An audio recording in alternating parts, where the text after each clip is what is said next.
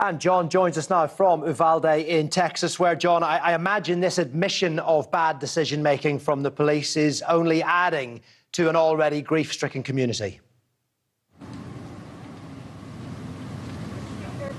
Oh, well, that's absolutely right, Aaron. There's considerable anger here, but there has been over the last couple of days as the police story keeps changing.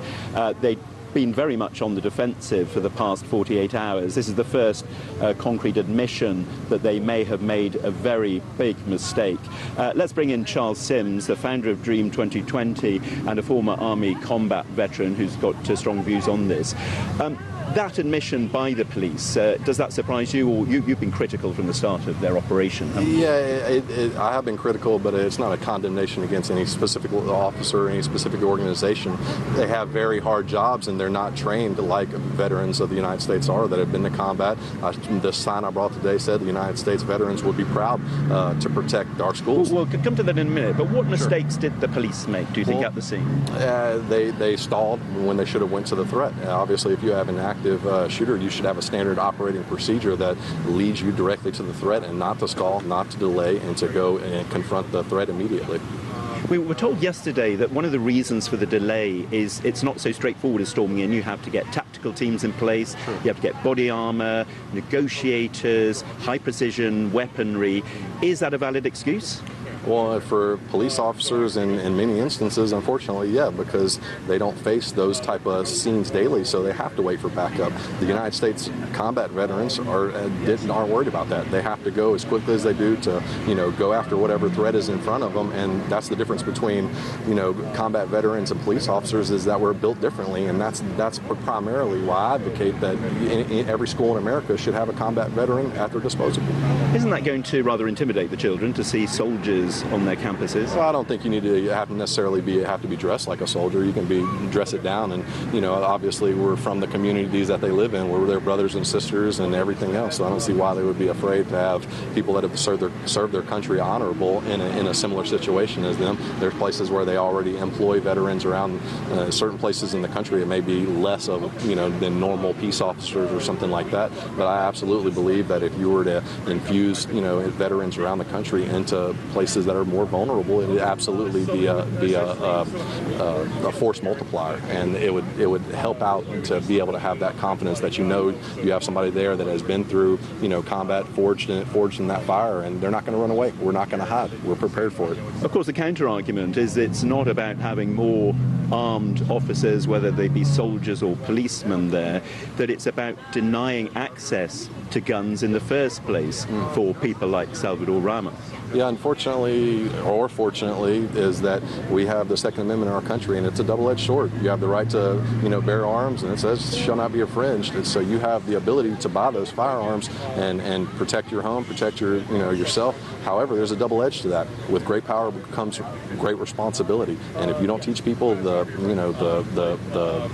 downside to firearms and the violence that they come with, unfortunately, you have situations where people can be harmed. But a lot of it is bringing love back into the system. You have to have that love. You have to bring people back together. Dr. King said, that I've decided to stick with love. Hate is too great a burden to bear. And so, you need to bring love. You have to uplift the community and provide that healing.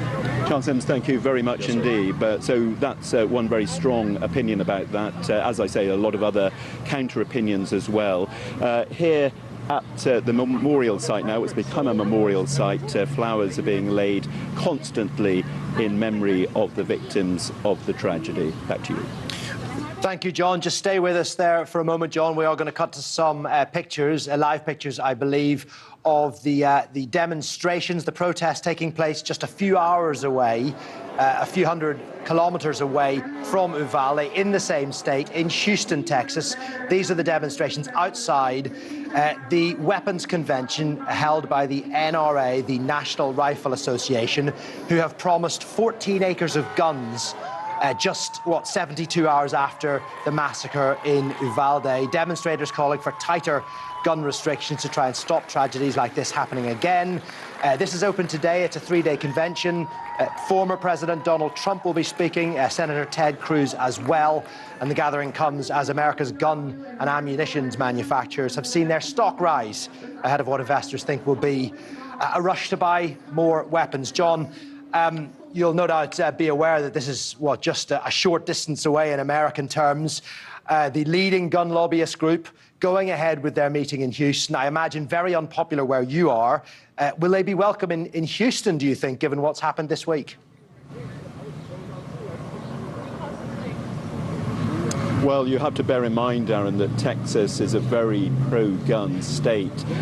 America overall is divided on this issue, but in Texas there's a majority of people who don't think there should be more restrictions on guns. And even here, some people have been saying that they don't have a problem with the NRA. Others, of course, think that the timing, at least, is hugely insensitive. And it's notable that the Texas governor, Greg Abbott, has actually pulled out of that convention. He was due to speak. He's coming here to Uvalde later instead to do a news conference. So the pressure certainly has worked on him, but the two senators from Texas are still planning to go and make speeches. So it's a very divisive issue.